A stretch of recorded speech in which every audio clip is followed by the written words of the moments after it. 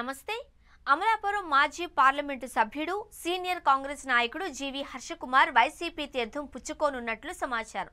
ఈ వార్త కోనసీమ జిల్లాలో రాజకీయ వర్గాలలో పెద్ద చర్చగా మారింది.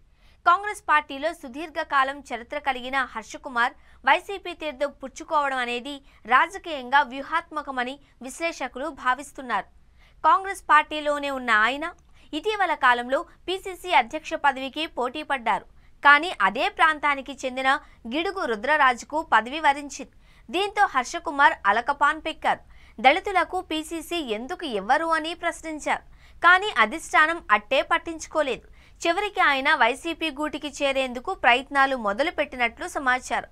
ఈ మేరకు తెర వెనుక మంతనాలు జరుగుతున్నాయని విశ్వసనీయ వర్గాల ద్వారా తెలుస్తోంది.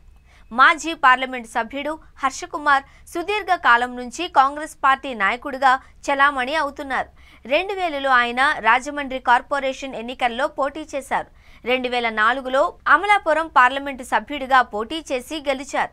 2009లో రెండోసారి అదే స్థానం నుంచి పోటీ చేసి నెగ్గారు. ఉమ్మడి తూర్పుగోదావరి జిల్లాలో దళితులకు చాలా కార్యక్రమాలలో అండగా ఉంటారు. అయితే 2014 ఎన్నికల ముందు తెలంగాణ విడిపోయిన తర్వాత హర్షకుమార్ సమైఖ్యాంధ్ర పార్టీకి సపోర్టు చేశారు. నాడు పార్లమెంటు స్థానం నుంచి పోటీ కూడా చేశారు. కానీ చాలా తక్కువ ఓట్లు పోలయ్యాయి. 2019 ఎన్నికల్లో టీడీపీ సీటు కోసం ప్రయత్నించారు. చివరి నిమిషం దాకా అమలాపురం టీడీపీ అభ్యర్థిగా హర్షకుమార్ పోటీ చేస్తారు అనే వార్తలు కూడా వచ్చాయి. కానీ ఆఖరి సమయంలో సీటు దక్కించుకోలేకపోయారు. పార్టీ మొండి చేయి చూపింది. దీంతో హర్షకుమార్ మౌనంగా ఉండిపోయారు.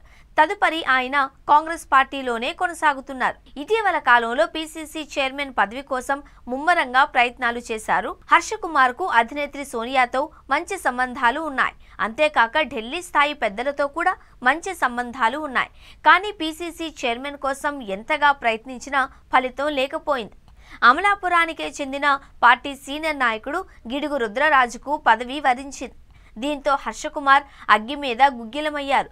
దళితుడిననే తనకు పదవి ఇవ్వలేదు అని దుమ్మెత్తిపోశారు.